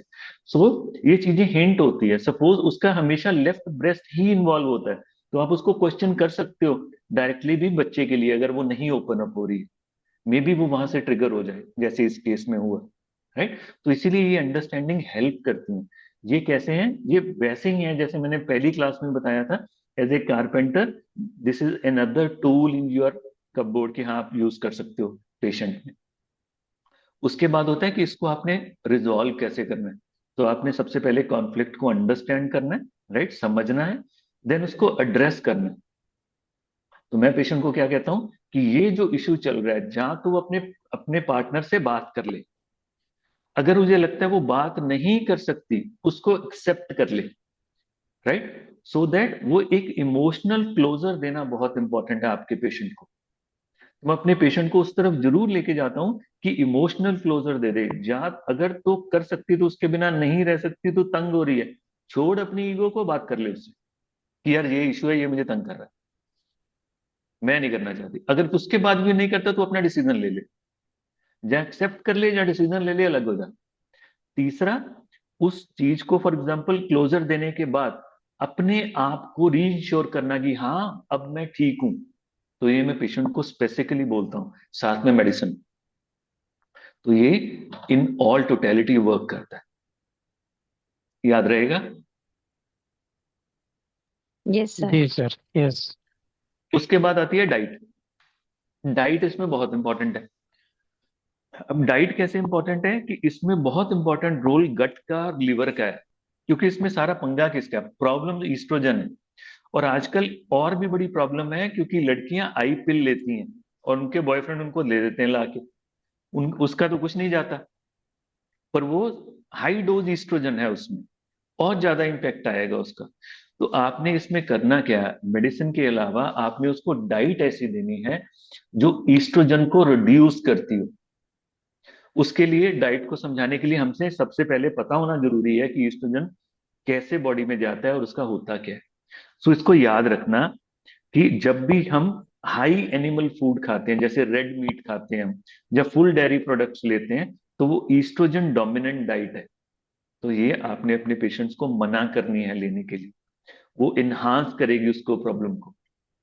दूसरी चीज जो बहुत इंपॉर्टेंट है, ईस्ट्रोजन को कौन मेटाबोलाइज करता है? ईस्ट्रोजन को मेटाबोलाइज करता है लिवर, राइट? तो लीवर जब ईस्ट्रोजन को मेटाबोलाइज करता है, तो वो क्या करता है, गॉल ब्लैडर में उसको पुश करता है थ्रू बाइल, और बाइल इंटेस्टाइन में आता है, और इंटेस्टाइन से वो ईस्ट्रोजन बाहर चले जाएगा। और यहाँ प्रॉब्लम है, ईस्ट्रोजन को दोबारा से रीअब्सॉर्ब कर लेगी इंटेस्टाइन, अगर वो हेल्दी नहीं है तो इंटेस्टाइन को हेल्दी करना बहुत जरूरी है। अगर आप इंटेस्टाइन को हेल्दी नहीं करोगे, तो वो प्रॉब्लम खड़ी हो जाएगी वहां पर। तो उस कंडीशन में आप उसको कैसे हेल्दी कर सकते हो? यहाँ पर बहुत मेजर रोल आता है एक चीज का, वो है फाइबर। फाइबर क्या करता है यहाँ पर? फाइबर का रोल क्या है कि फाइबर अपने आप को अटैच करता है उस कोलेस्ट्रॉल के साथ, और उसको एक्सपेल करने में मदद करता है। सो अगर फाइबर रिच डाइट खाते हो आप, राइट, अगर फाइबर रिच डाइट खाते हो, तो वो क्या करेगा, एक तो इंसुलिन लेवल को कम करेगा, ईस्ट्रोजन को वैसे ही कम कर देगा। दूसरा, जो लिवर मेटाबोलाइज कर रहा है ईस्ट्रोजन को, उसको अटैच करके वो ईस्ट्रोजन बाहर निकाल देगा। सो अगर आप उसको करते हो, तो वो फाइबर खाओगे, एक तो फाइबर गट की हेल्थ को इंप्रूव करेगा, दूसरा वो ब्लड शुगर को रिड्यूस करेगा, तो वो इन इन टर्म जो ईस्ट्रोजन की प्रोडक्शन है उसको कम कर देगा, और साथ में वो ईस्ट्रोजन के साथ अटैच होके उसको बाहर निकाल देगा। ये क्लियर है? यस। जी। जी सर। दूसरी चीज जो बहुत इंपॉर्टेंट है, आपको पता होगी, मैं इसको रिपीट करता हूँ। देर फॉर एग्जाम्पल, जैसे ईस्ट्रोजन है, ऐसे ही डाइट है फाइटो ईस्ट्रोजन। क्या है? Phyto oestrogen. फाइटो मतलब प्लांट्स। उसको क्यों बोलते हैं फाइटो ईस्ट्रोजन? फाइटो ईस्ट्रोजन का मतलब है कि प्लांट का एक सब्सटेंस है जो हार्मोन नहीं है, पर इसकी बनावट, इसका केमिकल फॉर्मूला, इसका केमिकल स्ट्रक्चर, इसकी शेप बिल्कुल ईस्ट्रोजन जैसी। ऐसे है जैसे राम श्याम, हैं अलग अलग पर दिखते हैं एक सेम, राइट? अब देखो हमारी बॉडी कैसे वर्क करती है, हमारी बॉडी लॉक एंड की तरह वर्क करती है। हार्मोन जाके रिसेप्टर पर लगता है, रिसेप्टर एक्टिवेट होता है और वर्क करना शुरू करता है। अब ईस्ट्रोजन रिसेप्टर सबसे ज्यादा कहां पर है? ब्रेस्ट, यूट्रस, बोन्स और ब्रेन। तो वहां जब ईस्ट्रोजन जाके अटैच होएगा, तो वो उसको एक्टिवेट करता है, और ईस्ट्रोजन का जो वो है चेंजेस हैं वो आनी शुरू हो जाती है। अब इमेजिन करो, फाइटो ईस्ट्रोजन बिल्कुल ईस्ट्रोजन जैसा ही दिखता है, क्योंकि उसके जैसा दिखता है तो वो क्या करेगा, वो जाके उन रिसेप्टर्स पर अटैच हो जाएगा, राइट? अब नेचुरली अगर ये अटैच हो गया है, तो अब जो ईस्ट्रोजन ने अटैच होना है वो अटैच नहीं हो पाएगा। ऐसे ही होएगा ना? तो इसका मतलब, अगर बॉडी में एक्सेस ऑफ ईस्ट्रोजन है, तो अगर बॉडी में हम फाइटो ईस्ट्रोजन को पुश कर दें, तो वो क्या करेगा, वो कंपीट करेगा ईस्ट्रोजन के साथ, तो ईस्ट्रोजन को वो अटैच नहीं होने देगा। दूसरा रोल क्या होएगा, क्योंकि ये एग्जैक्टली वैसी चाबी नहीं है, ईस्ट्रोजन जैसा एग्जैक्ट नहीं है, उसके जैसा दिखता है, राइट, ये उसका डबल है, वो नहीं है। तो इसलिए जब ये उस की से अटैच होएगा, हो तो जाएगा पर पूरी तरह नहीं हो पाएगा। इसीलिए ये उस रिसेप्टर को पूरी तरह से अनलॉक नहीं करेगा, थोड़ा सा अनलॉक हो जाएगा। सो जो रिस्पॉन्स आना है ईस्ट्रोजन का, ये वैसा रिस्पॉन्स नहीं देगा, क्योंकि ये लूजली अटैच, राइट? तो इसलिए जो रिएक्शन आना था ईस्ट्रोजन का, वो पूरा नहीं आ पाएगा, वो सिर्फ 50 से 60% आएगा। तो इसने दो तरफ से हिट किया ईस्ट्रोजन को, एक कंपीट किया, दूसरा जो अटैच भी हुआ तो उसमें पूरी तरह इसने स्टिमुलस नहीं किया। समझ आया कि नहीं आया, बोलो। यस हाँ सर, सर, अभी। ये समझ गए ये वाला, राइट, ठीक सर, हाँ। राइट। तो इस हाँ। कंडीशन में अगर डाइट में हम फाइटो ईस्ट्रोजन ऐड कर दें, तो ये ऐसे करेगा। तो ये उसका ब्लॉकर रिस्पॉन्स है, इसको बोल सकते हैं एक्ट एज ए ब्लॉकर। और इमेजिन करो, एज ए स्टिमुलेटर भी हो सकता है ये। देखो कौन सी कंडीशन में एज ए स्टिमुलेटर हो सकता है?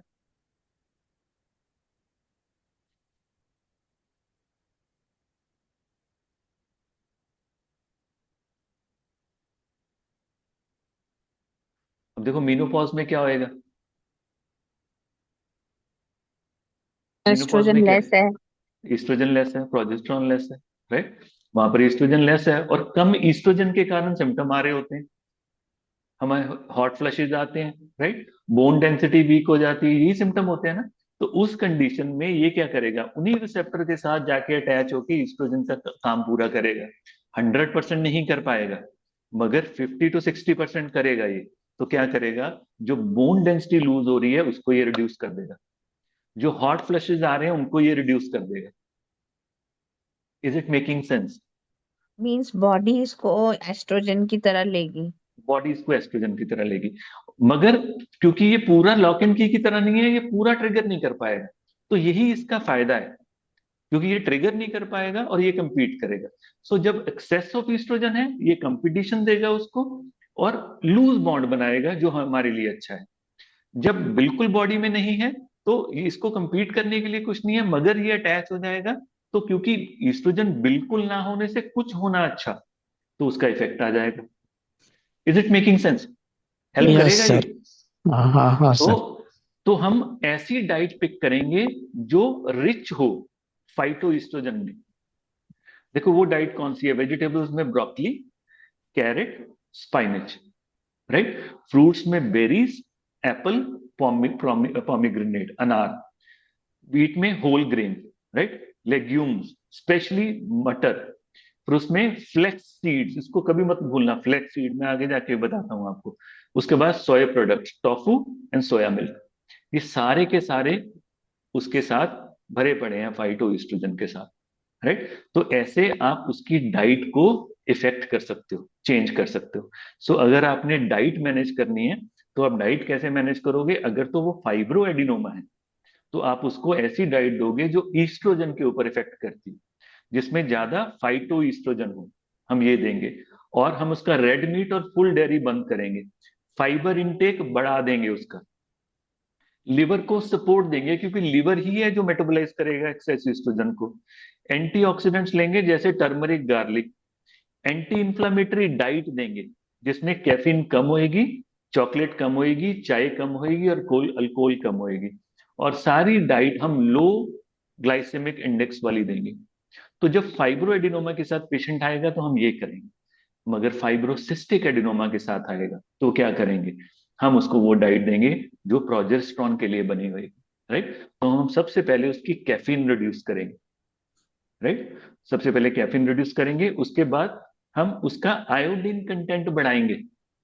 सो सॉल्ट विद आयोडीन, एग्स और सी फूड कुछ भी यूज कर सकते हो, क्योंकि हमने उसका आयोडीन कंटेंट बनाना है। और इसीलिए iodium is a very good remedy for the fibrocystic adenoma.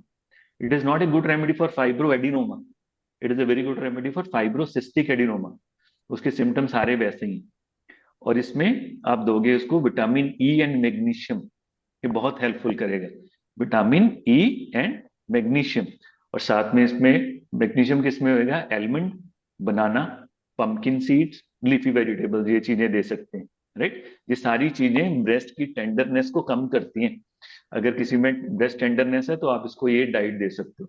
साथ में क्रूसीफरी वेजिटेबल्स जो broccoli and cauliflower, low GI and hydration. तो ये फाइब्रोसिस्टिक एडिनोमा में हो जाएगी और वो वाली डाइट उसमें हो जाएगी।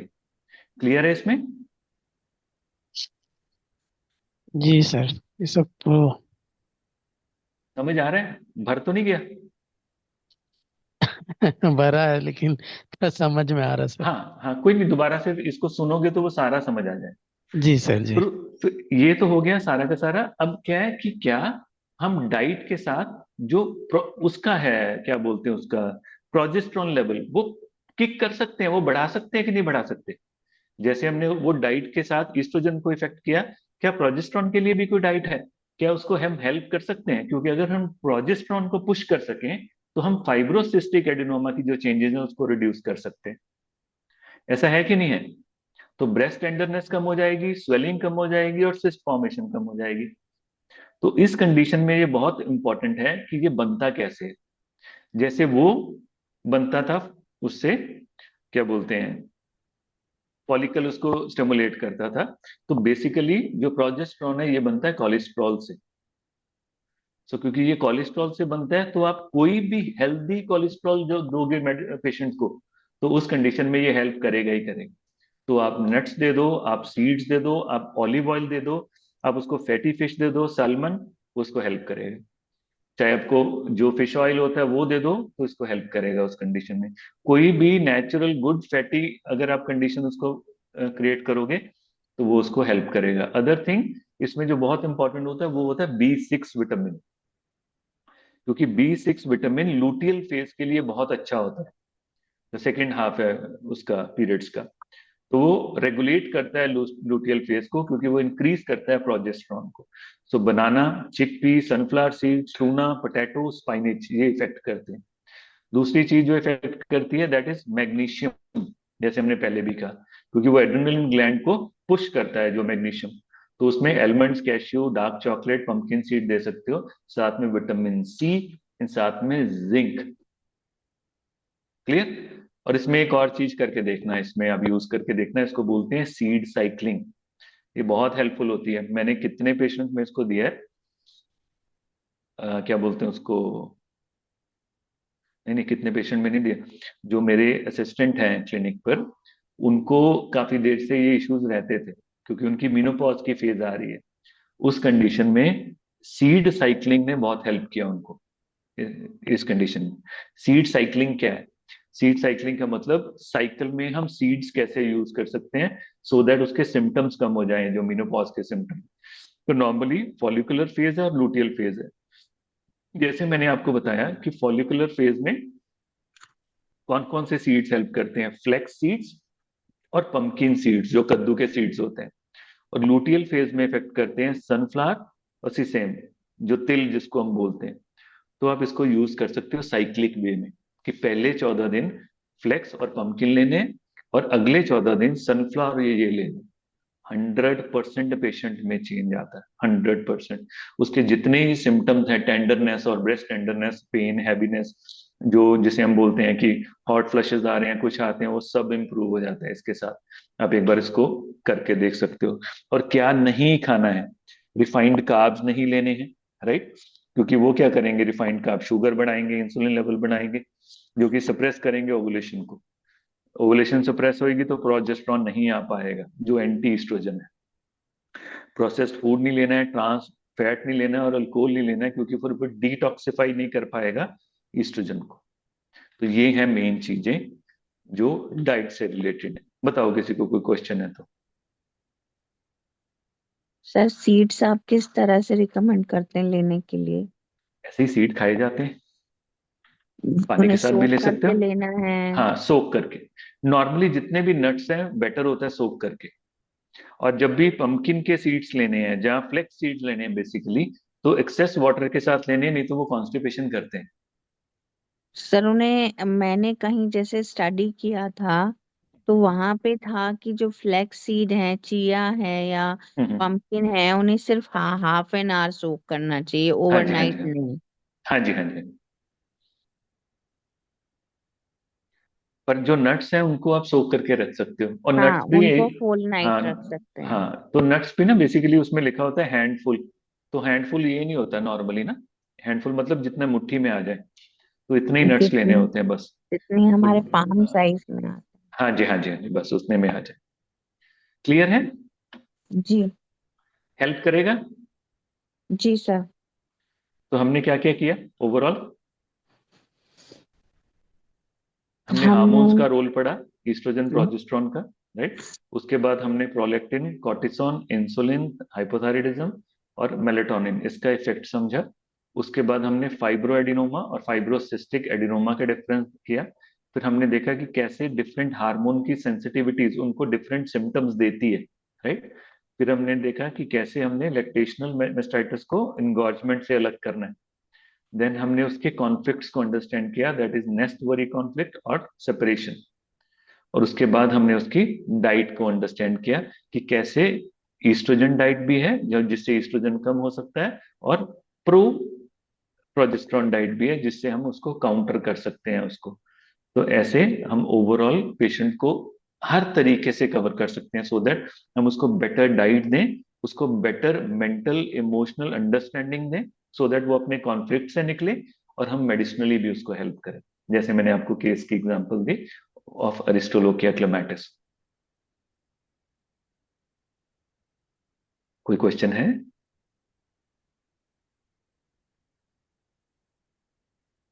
बहुत बढ़िया लगा सर।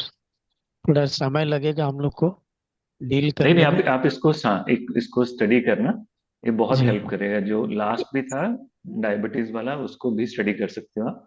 जी तो सर। ये दोनों इन कनेक्शन आपको बहुत हेल्प करेगा डे टू डे एक्टिविटी में, और अपनी लाइफ में भी करेगा, क्योंकि ये जी सर। कॉन्फ्लिक्ट हम सब फील करते हैं ना, हम सब जी में सर। इश्यूज आते हैं।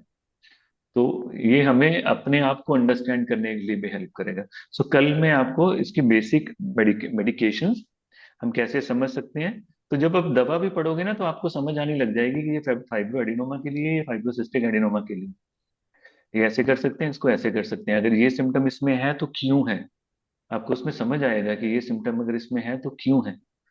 राइट? जैसे मेरे पास अभी एक लड़की का चल रहा है, उसके पास पूरा ब्रेस्ट भरा हुआ है, 6-7 इधर है, 6-7 इधर है, और बहुत हार्ड हार्ड है, बिल्कुल पेनलेस है उसके, और 3 साल से वो दवा खा रही है और वो रिकवर नहीं कर रही। राइट?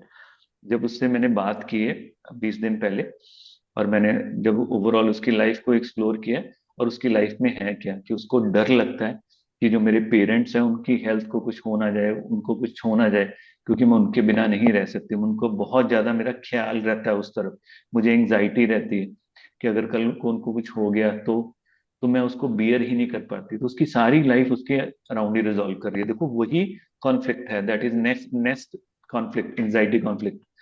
नेस्ट को लेके उसको एंग्जाइटी है, और पूरी चेस्ट बड़ी बड़ी है फाइब्रो एडिनोमा के साथ, जो रिलेट करती। तो मैंने उसको आईजीएन सिम्टम्स के ऊपर आईजीएन 1 M, और उसको मैं दे रहा हूँ एवरी 2 आवरली, 2 स्ट्रोक्स के साथ। वही 4 ग्लोब्यूल्स हैं सिर्फ जो डिजोल्व किए हुए हैं। जैसे पानी खत्म होता है, थोड़ा रहता है, उसमें और पानी डाला, 10 स्ट्रोक्स दिए, फिर दोबारा से वही चल रही है उसकी। 4 ग्लोब्यूल्स ही हैं, उसको कुछ नहीं कम ज्यादा नहीं किया, उसी को डिजोल्व करके ले रही। सर कौन सा मेडिसिन बोले सर? IGN, IGN ignition.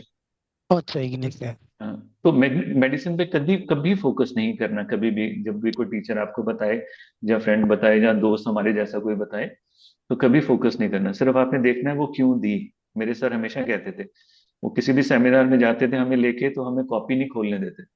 वो कहते कॉपी नहीं खोलनी है, लिखना नहीं है, समझो, ध्यान से सुनो, जो तेरा है तू लेके जाएगा। और साथ में कहते थे कभी भी ये नहीं देखना कि दवा कौन सी दी है, देखना है दी कैसे हो। ये ठीक बहुत है सर। हाँ। इंपॉर्टेंट है, दी जी कैसे हो। सर। हाँ, ठीक यस। है। जी तो सर।